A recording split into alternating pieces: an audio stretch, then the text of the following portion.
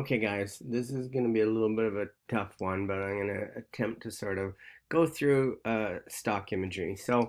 The reality in design today is that no matter where you go, whether it's an in-house firm or a design agency, or you're working for yourself, there's going to be times where you do not have a photography budget, right? To give you an example, if I'm doing something like a annual report or something for like the nurses union, um, I have to go in and hire a photographer and go to the photo shoots, and those shoots are, probably running the client, to shoot 4 or 5 people.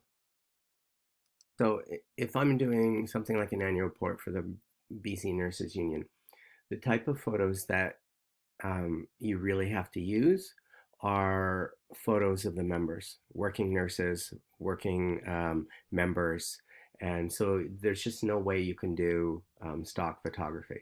Just to give you an example, um, if you look at these images, these are all stories for the annual report of different members of the nurses union. So they're sort of feel good stories, um, and there's probably in this photo shoot it was probably done. I think we did it over 2 days, and you sort of see there's nothing spectacular about these images. They're very professional. You can tell they're professional just by how well they're lit, the attention to depth and focal length and things like that, so that we're really just seeing the member in a very up close way, in a nice environment, but the environment sort of gets pushed back.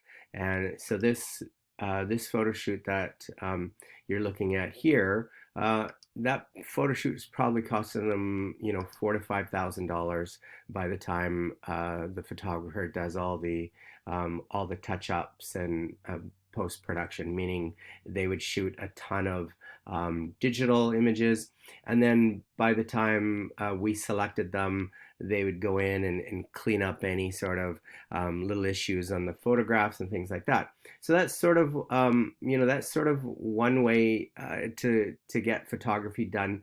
But the reality of that is, a lot of clients can't afford that type of thing. So a $6,000 or $7,000 photography bill sometimes is just not in the cards.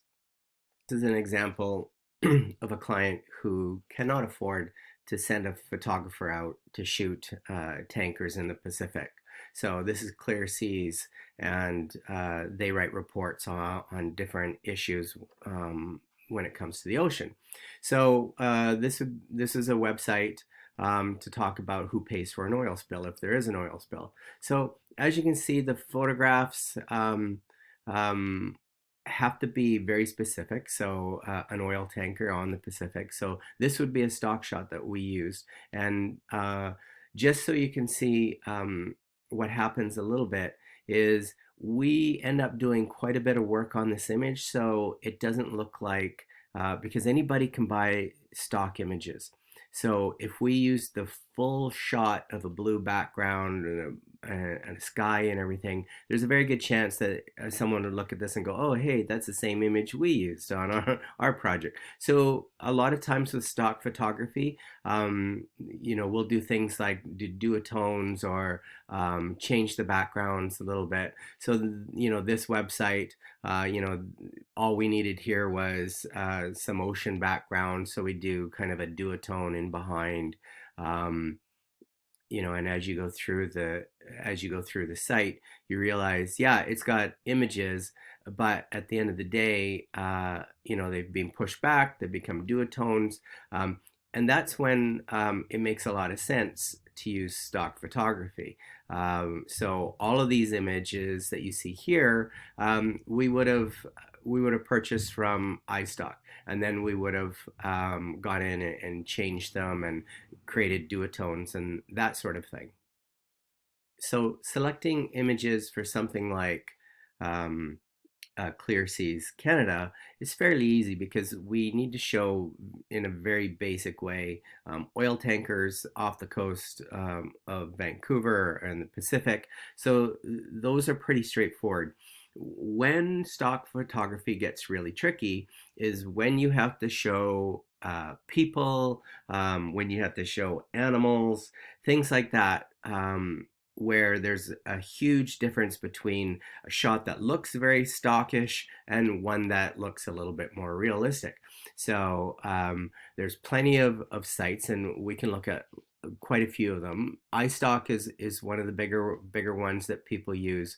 So to give you an example, for if we were saying doing an annual report, for St. Paul's Hospital, and they didn't have a budget for shooting nurses and doctors and things like that, then you would come to iStock, only because for relatively, like, say, $80, you can get a very, a big picture of that you can use, and that's all you pay, right? So if I just type in doctor, and then you get a list of things that come up. So right away, you can probably, or you probably can at this point, see the issue. So when I click on something like this, you kind of go, oh, portrait of happy African doctor at private clinic. It looks too polished. The background looks too polished. So when you see things like that, and the other thing to look for with stock images is, yes, there are plenty of attractive doctors and nurses out there, but what you really want to avoid are a couple things. So when I look at this stock image of this doctor, we know it's not a doctor. This is a model that has been dressed to look like a doctor. So doctors rarely put stethoscopes around their neck. They don't. Some do, but it's very rare because in most hospitals they'll tell you we don't want to portray nurses or doctors with stethoscopes around their neck because patients will actually, irritated patients have actually grabbed them and choked them using them. So it's a safety thing. So whenever you see an image of a doctor with a stethoscope around their neck, it's probably not a real doctor. Second thing is this doctor is looking intently at their iPad, which, yeah, the reality is that rarely happens. Third thing is that background does not look like a lot of hospitals I've seen. It's way too bright. It's way too perfectly lit. The doctor is way too attractive and doing something that's not really realistic in a hospital. So those are the types of things that we try and avoid, along with absolute perfect portrait photography like this one, right? So again, very attractive doctor. Oh, look, I'm touching my iPad, right? So those are the types of things that we try and avoid when we're looking at stock photography. There are certain times, so if I click on this one over here, now this is not nearly as an attractive doctor.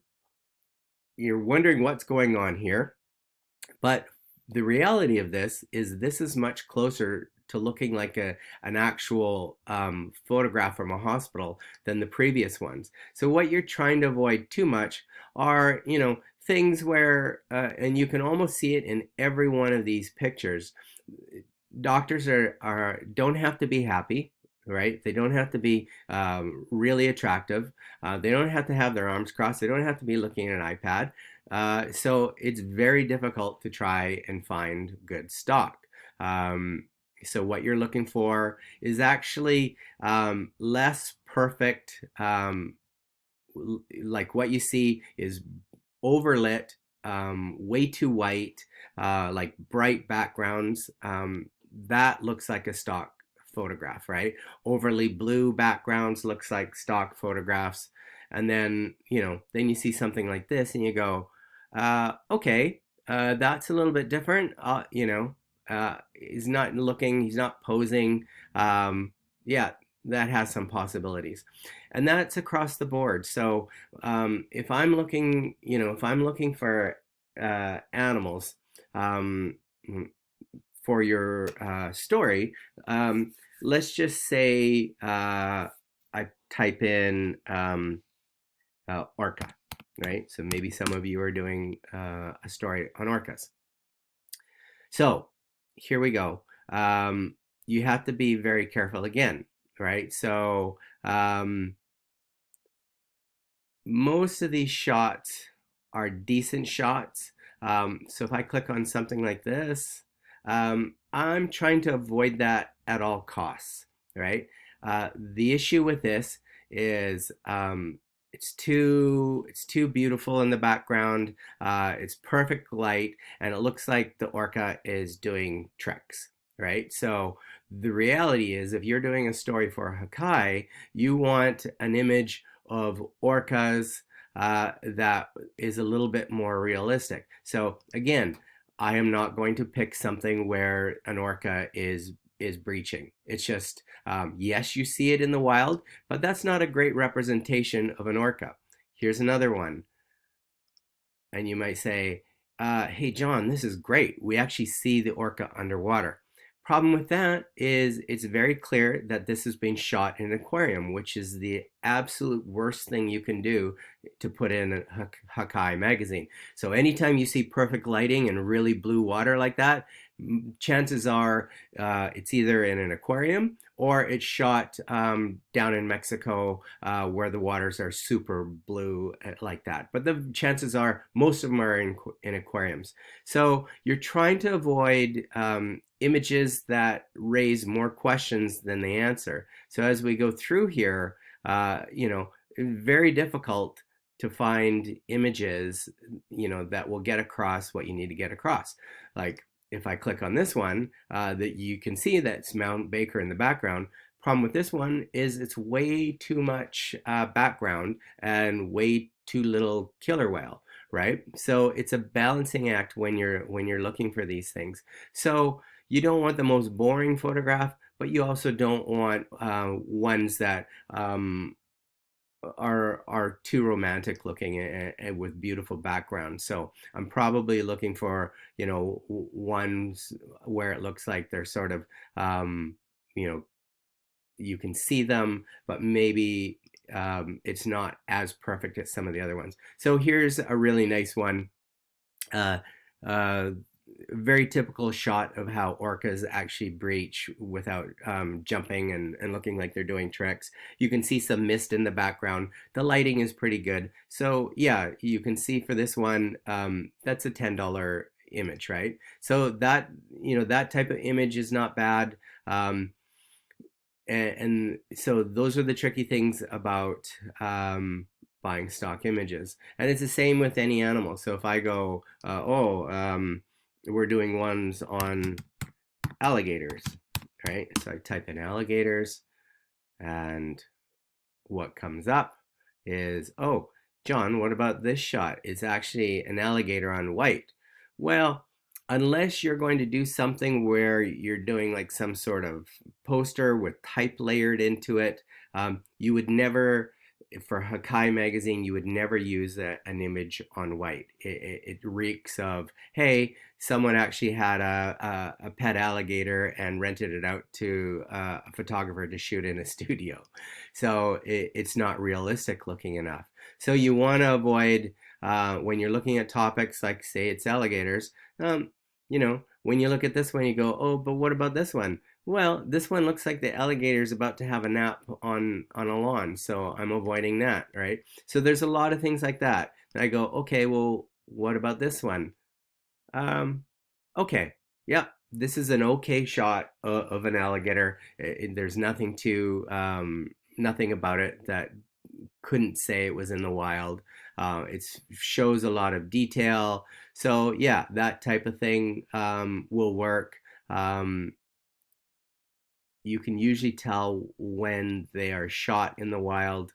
So those are just a few of the things that you look for, try to avoid. There are other stock sites. So Getty Images, A little bit more expensive, but you know, for you in school, you're just using these images. But once you get out in the design world, Getty Images is again a great alternative.